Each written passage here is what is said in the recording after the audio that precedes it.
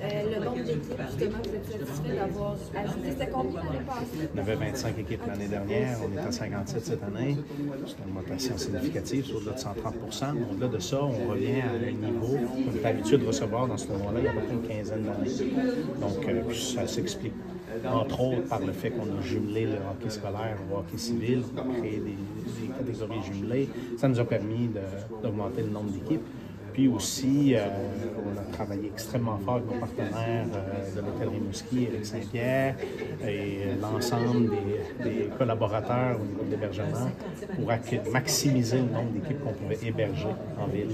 C'est ce qui explique le nombre très élevé d'équipes cette année. Le jumelage scolaire civil, est-ce que c'est de plus en plus fréquent dans les tournois?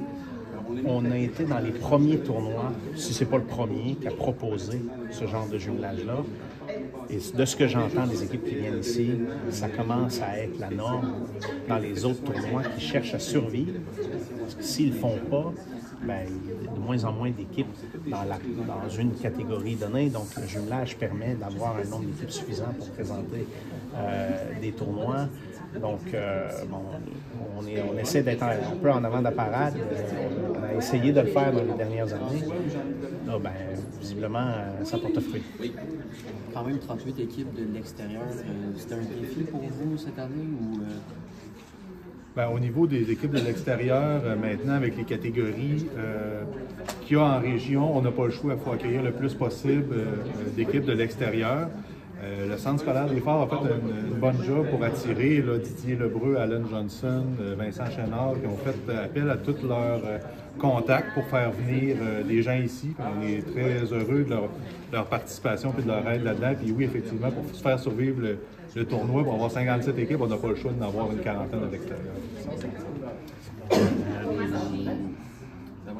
Vous êtes là depuis un certain temps. Là, c'est quoi? C'est un nouvel élan? C'est un virage? Vous me qualifiez comment? Ça fait une couple d'années que quand on vient vous voir, on vous dit que le tournoi est à croiser des chemins. L'édition de cette année, ça donne bien, c'est le 50e, ça nous permet de le célébrer. Moi, je pense qu'on a tourné le coin. Maintenant, ça va être de gérer, de maintenir ce tournoi-là au niveau qu'on est capable d'atteindre. On sait maintenant qu'on est capable d'accueillir 57 équipes, dont 38 de l'extérieur à Rimouski. Maintenant, c'est de gérer cette nouvelle réalité-là. Mais effectivement, pour nous permettre de continuer, de pérenniser ce tournoi-là dans le temps, un petit coup de pouce au niveau de l'ajustement de la réglementation chez Hockey Québec nous aiderait. Mais pour l'instant, avec les efforts qu'on a faits, avec les efforts de jumelage, avec la collaboration des acteurs du hockey actuel, on est capable de faire ce bout de chemin-là.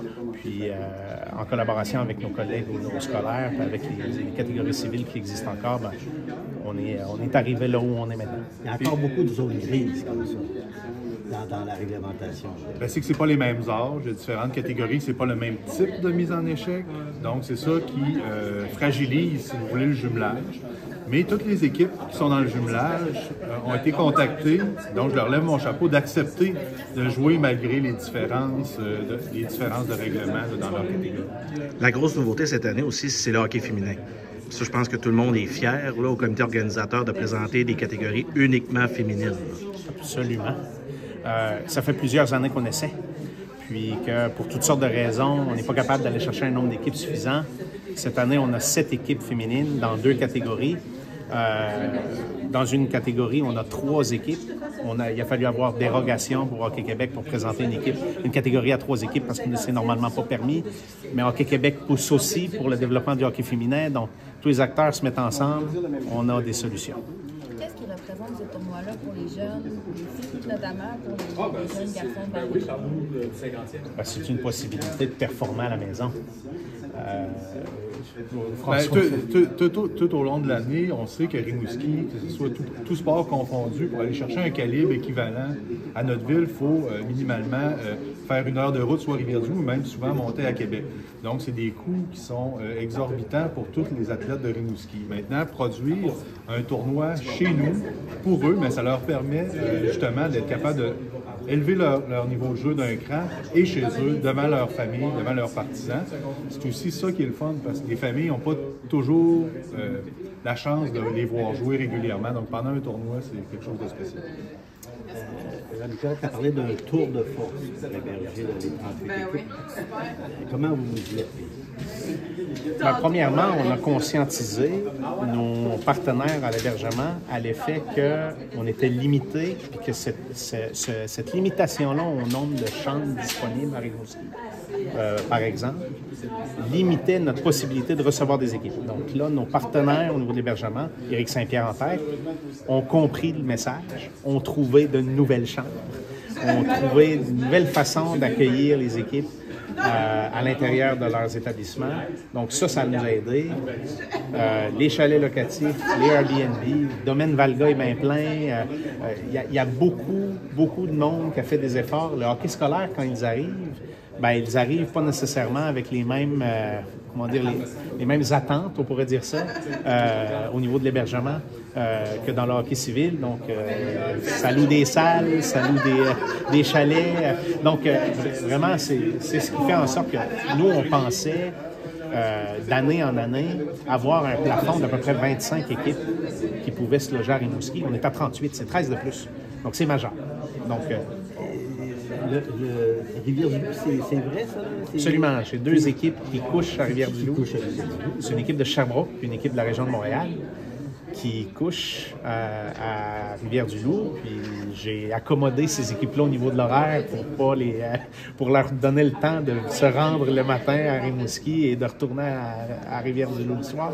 Donc, ces équipes-là nous disent, ben écoutez, moi, être pogné dans le trafic 45 minutes à 1 heure pour aller faire une pratique de semaine à Montréal ou faire 1 heure de route pour venir jouer 2 matchs à Rimouski, blanc-bonnet, bonnet-blanc, tant mieux pour nous, parce qu'on est capable de les recevoir. Il faut le voir pour le croire. Absolument. Et l'équipe la plus loin à l'ouest, ça serait qui selon vous? Je crois qu'il y a une équipe de Rigaud. Rigaud? Le Collège Bourget à Rigaud, c'est à mon avis l'équipe qui vient le plus loin du côté ouest. Alors, est-ce que vous imaginez là, que vous couvrez de Rigaud au Cap-Breton? C'est incroyable quand même. Hein? Ben, on est passé cette année, théoriquement, à un tournoi national, comparativement à provincial dans le temps.